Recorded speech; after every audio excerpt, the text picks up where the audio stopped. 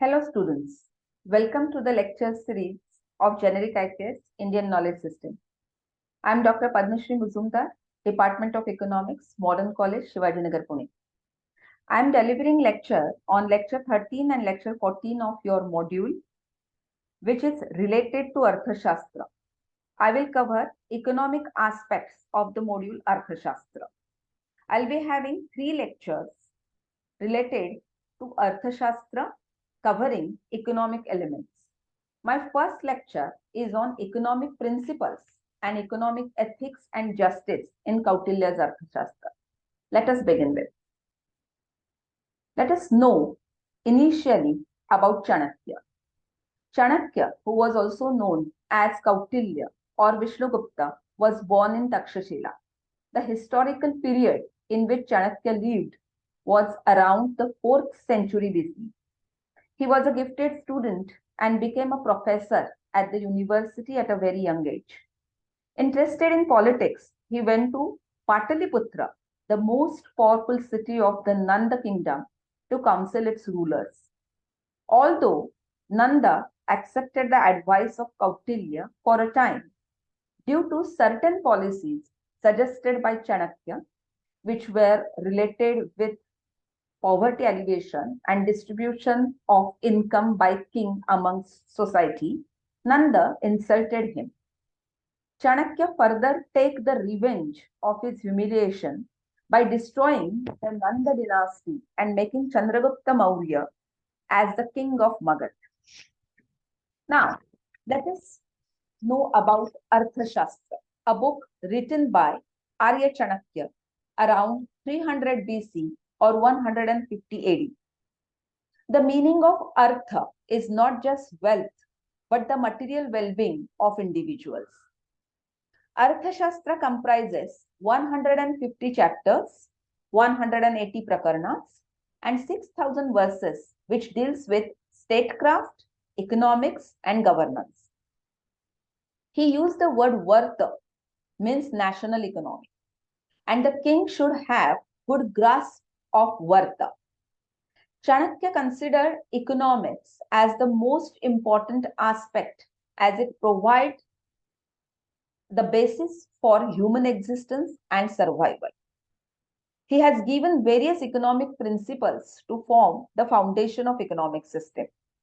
The economic ideas given by Chanakya is a good blend of idealism and realism, and so they were not just suitable in ancient times, but also has an enduring relevance even today's world.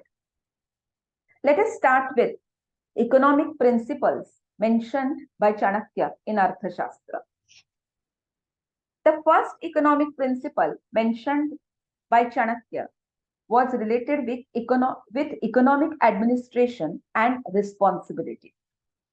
Kautilya advocated centralized economic control over all the economic activities.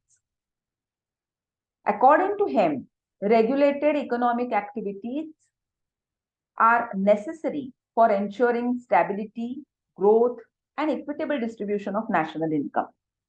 A careful analysis of cost, benefits, and risks associated with economic policies considered by him as necessary.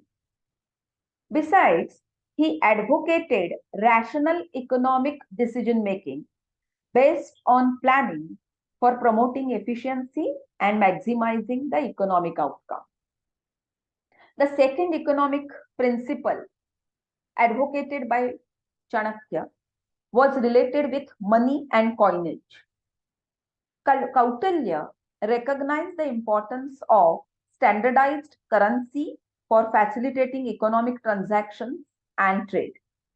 He advocated establishment of mints, quality control measures, and standardized weights for maintaining value and integrity of currency. The third principle was related with tax policy and revenue collection. According to Kautilya, a well-structured tax system is necessary to generate revenue for the state.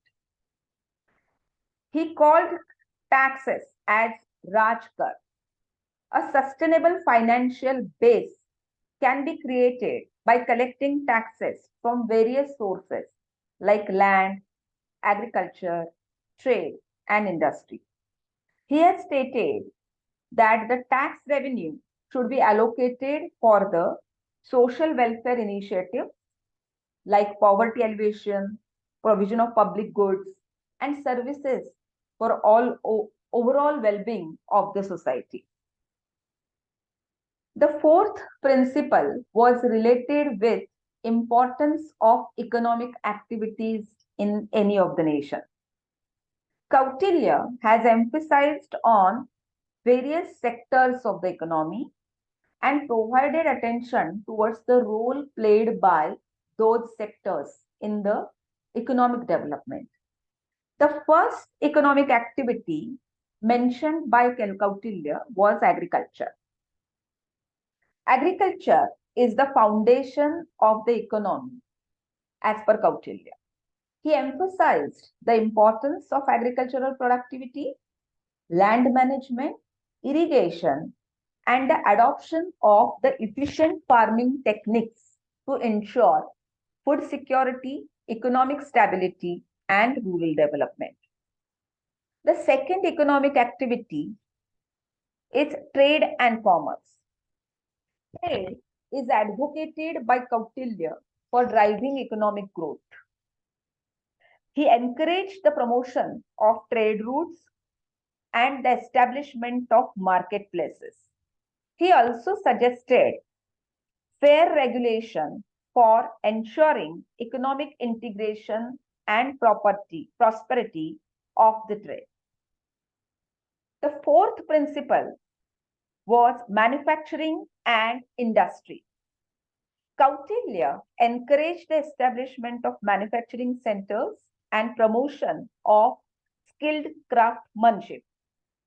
He has identified the importance of industry. The importance of industries was there in value addition of the product and also in contributing to economic diversification and employment generation of the country. The fourth economic activity, according to Kautilya, was services and skill development. Kautilya emphasized the importance of professional skills such as medicine, law, education, and administration in promoting the development. These services are important for social well-being in the country. To sum up, all these principles are emphasizing on planning for rational decision making and well-being of the society. Currency regulation, tax policy, relative importance of all the different economic activities explained by Kautilya in Arthashastra were relevant in shaping the contemporary economic system. Now, let us begin with the idea explained by Kautilya related to economic ethics and justice in his book Arthashastra. Ethical conduct and justice were core principles in Kautilyan economy. Kautilya stressed importance of uploading moral values, fairness, justice in all aspects of governance. He has given his concept of economic justice in Arthashastra. He assigned the role of economic justice to the king. The king held responsible for promoting the yogakshema of people.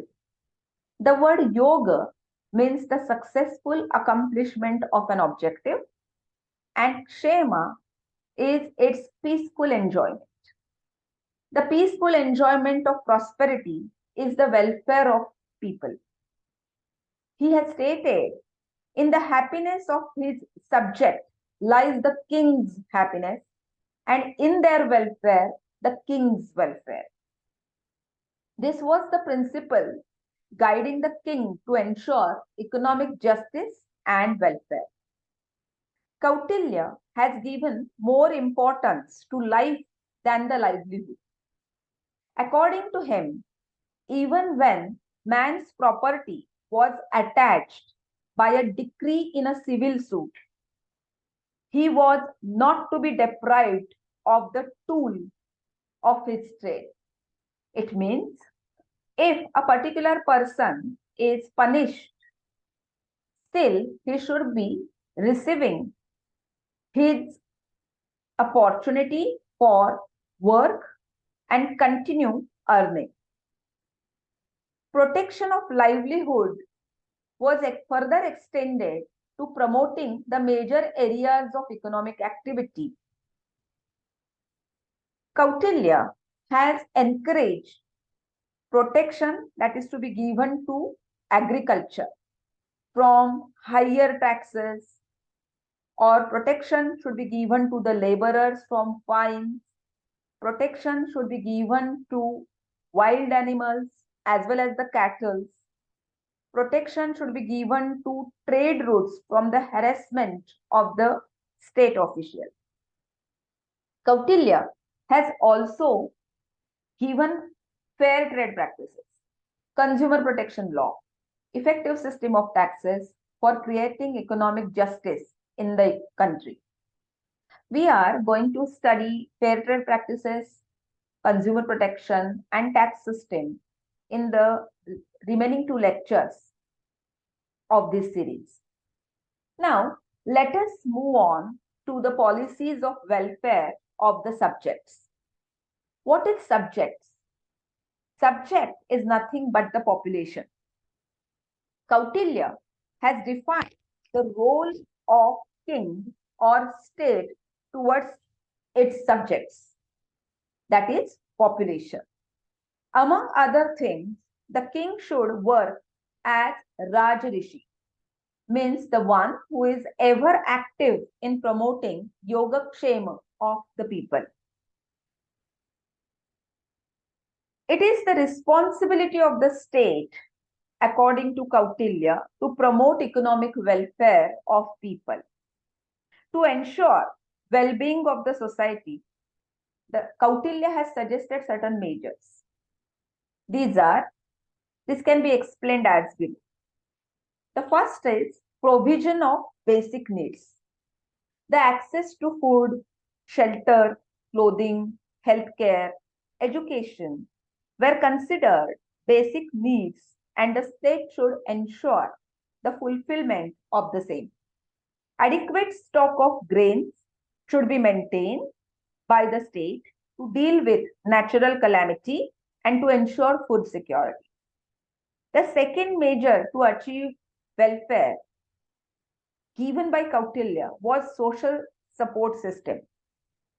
He recognized the importance of social support system and included mechanisms such as public welfare programs, support for elderly, assistance for disabled, and provisions for those who are facing hardship in these schemes. The third welfare measure was related with economic opportunities and entrepreneurship. Kautilyan state encouraged trade and commerce to create economic opportunities and develop entrepreneurship for the economic growth and prosperity. The fourth welfare principle was welfare of weaker section. Weaker section of the society comprises minors, aged, sick, handicapped, helpless, and women. The protection of them from all kinds of harassment was advocated. Kautilya advocated elimination of social discrimination of all kinds and equal opportunities and rights for all the individuals. Interestingly, the next principle was related with consumer protection. Kautilyan economy has also recognized the need of consumer protection. Effective laws were made to protect the consumer's welfare.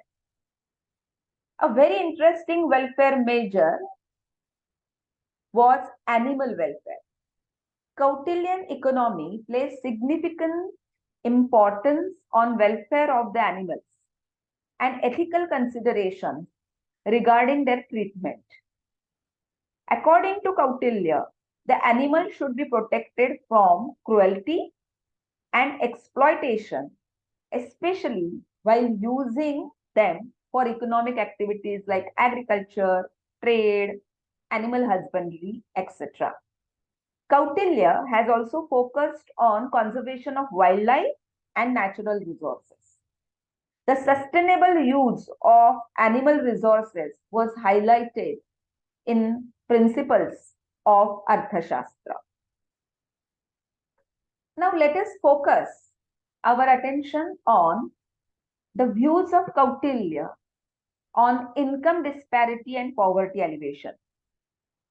Kautilya has given the responsibility to the king to protect the population from the act of God, like fire, flood, diseases, epidemics, and famines. Various methods were recommended to control and counteract the famine by Kautilya. These measures include distribution of seeds and food from royal stores to the public in concessional rate, or undertake food for work programs such as building forts or irrigation, which will help people earn money, or share out the royal food stock with society. The another measure suggested was to move entire population to a region with abundant harvest to overcome the problem created due to natural calamity. There is also mention of protection to be given to the weaker section. Social security was considered as both private and a state matter. The state had the obligation to provide safety net and maintain children, the aged or childless women, and the helpless. The government was given rights to impose taxes on rich, maybe in the form of professional taxes or monopoly taxes. The revenue collected from such type of the taxes can be used to execute safety net for programs for the weaker section. This was the ideal way suggested to deal with income inequality. Now let us focus the policies on corruption and punishment stated in Arthashastra by Chanakya. Kautilya has considered two ways in which government servants are involved in corruption. They are either by cheating the government or by exploiting the public. These acts of government servants lead to a reduction in revenue, and therefore it is required to punish them. Kautilya identified 40 ways of corruption and misbehavior of the government servants, leading to reduction in the government revenue. Some of the ways of malpractices were using government property for personal profit, or obstruction in conducting the duty, misuse of government property, corruption, favor shown for a bribe, or falsification of debts in government document, exploitation of public while collecting revenue, etc. In all these cases, all the officers involved and their subordinates were interrogated individually. If an official accused of many instances of fraud denies them, then equal opportunity usually given to him of trial and put his argument. Out of all the allegations, if some of the accusations are proved, and if he proved guilty, then the punishment was given accordingly. The punishment was in the form of fine or imprisonment, and in case of serious crimes, even the death penalty was prescribed. A very interesting role was assigned by Chanakya to an informer.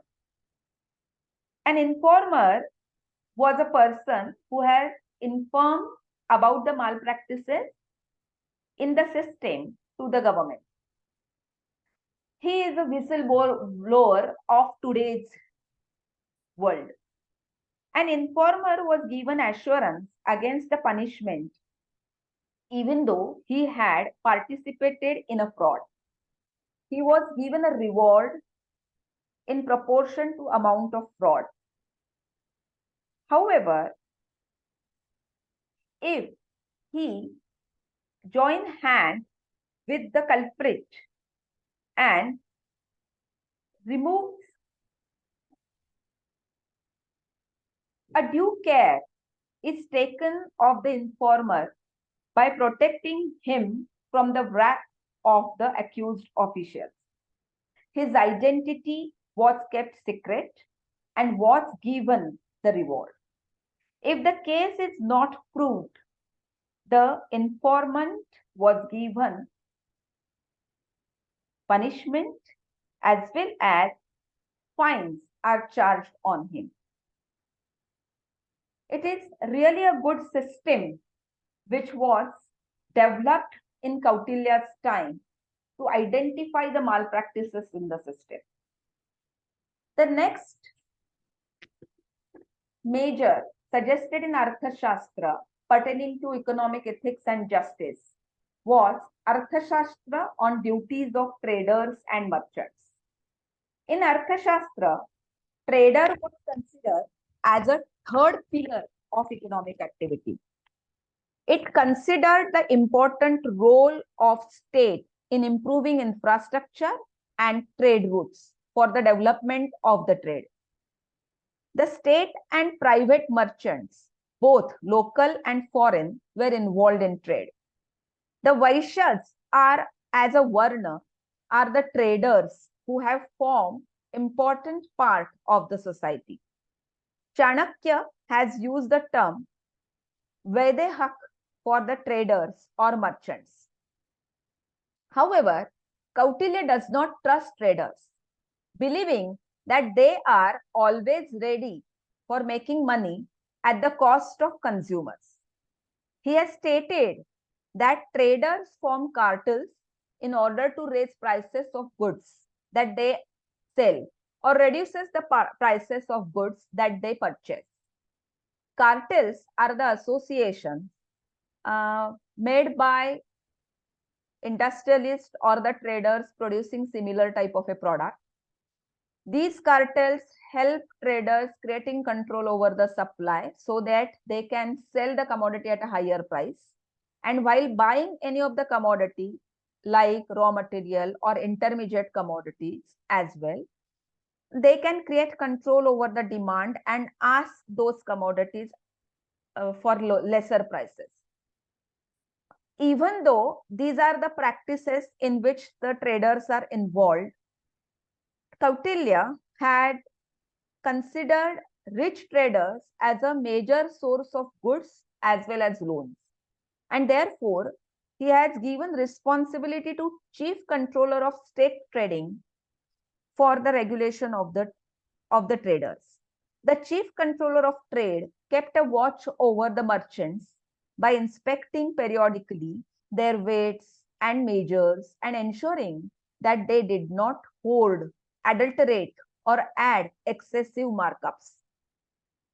The private traders, interestingly, were appointed by the state as agents for the sale of the commodity at the fixed prices, and these commodities were crown commodities.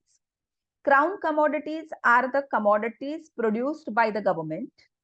However, while distributing those products, the right was given to the private traders so that the requirement of the population can be satisfied on time. So in all, to sum up, we can say the economic principles given by Chanakya provided a comprehensive framework for the effective management of an economy. They reflect Kautilya's deep understanding of statecraftsmen and challenges faced by the rulers in India. His views on welfare given by the government, ethical code of conduct by countrymen, and measures of economic justice are still relevant for the development of the country. Thank you.